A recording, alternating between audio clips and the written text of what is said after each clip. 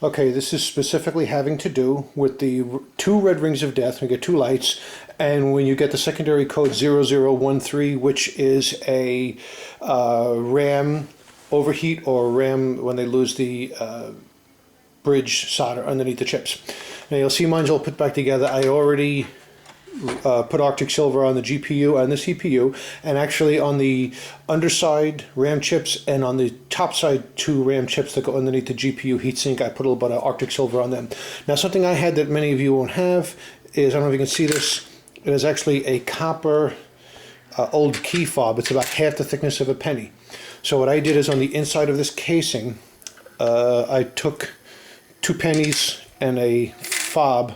I did not do the penny trick with the electrical tape, because electrical tape can act as an insulator, but the copper doesn't. I Arctic silvered them together, and then I ran a drop of super glue down where you would stack them kind of like this, and I ran a drop of super glue on the side so they wouldn't move, but they're not super glued to the casing or to the board. Okay, so then they had Arctic Silver on the chips and actually even onto the bottom of the case. I wanted to reflow the solder on the underside of the bottom 4 chips, which normally either need an oven or a heat gun, neither of which I had and neither of which I could maintain. Now for the record, I originally had a CPU overheat, and what I had tried with this pink trash that Microsoft used is these foamies. I just bent copper around them. If you can see that, it's just bent like in a U, but because the heat takes longer to go around the U, I wound up with an overheat problem, and so my original CPU overheat was fixed, but then I got the RAM problem. I played it about 4 hours and it failed. So in this case, what I did is, on one side it says you need 125 degrees centigrade. So my means was this thing right here. This is a standard iron. It's actually a Black & Decker or something or other.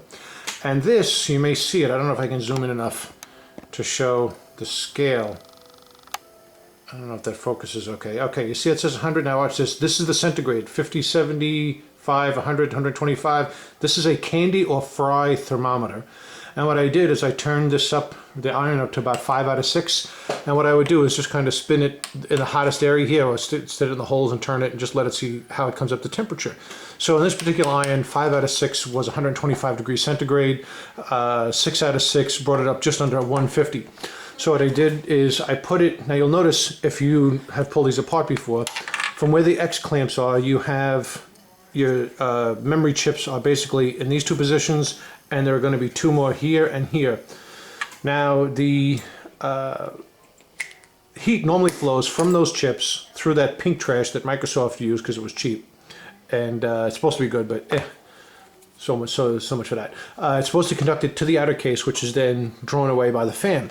So my reasoning was I would conduct the heat back through the, now I had the pennies in there, which are great conductors of heat, because pennies from before 1982 are 95% copper as compared to the after 1982, which are mostly zinc. So what I did last night is this mine already inside, I've already put the pennies through here.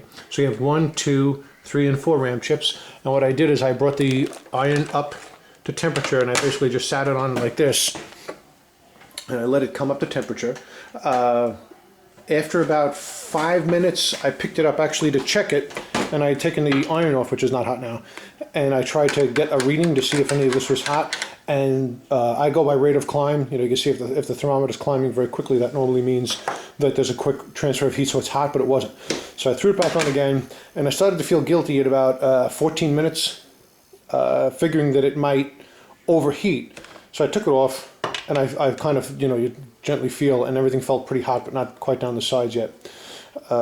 So considering that maybe it wouldn't be enough to actually reflow the solder, because it only takes 4 seconds to heat, but it takes time for the heat to conduct.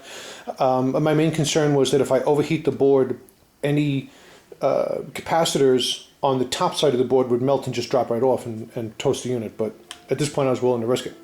So I moved around, I put it back on. Remember, whatever your setting is, no water. This has to be empty, and the steam, all that stuff has to be off. You don't want to steam your board. So anyway, it wound up being a total of 22 minutes.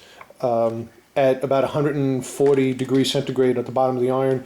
So it was 22 minutes total, but I'm just telling you, at about 4 minutes and about 9 minutes, I had taken it off for 30 seconds or so to try and check the temperature. And the first time it was actually fairly cool. It barely came above 50 degrees centigrade on our little fry thermometer, and the second time it climbed pretty quickly towards 75, which means I know that the casing was hot. So I let it go another couple of minutes, and I figured in most cases, if they do a reflow, or the fellow that does the oven trick, it's a total of, I don't know, 10 minutes. And this is cooler. This doesn't go up to 205 degrees centigrade. So I gave it the 20 minutes. I figured that was equal area under the curve for you mathematicians. And so anyway, I played it 5 hours last night, and I just powered it up before, and it powered up fine, and this game started, no trouble. So I will put a comment on with this video if anywhere in the future, if it does tank, which sometimes if these reflow after about a month, they puke again. But as of right now, if you got a candy thermometer, that'll show you 125 degrees centigrade, which is supposed to be the melting point of the solder. And if you have one of these that you can run without water, sit it over those ram chips, and if you do the penny trick, it should work. Although the insulating factor of the penny trick with electrical tape might change your cook time. Like I said, I just used the Arctic Silver, which is this lovely stuff you get at Radio Shack, and I just put it directly on the pennies, in between each penny, in between the individual pennies and these little copper punch outs, which you probably use almost anything. It's just a matter of maintaining thickness. And there's also Arctic Silver between the copper and the outer casing, and between from the chips to that. And like I said, the only reason I even used the super glue down the edges of the coins was so that they wouldn't shift when I was putting it together. And of course it was upside down, and you drop the motherboard back in. That's it. Hope you enjoyed the video, and God bless.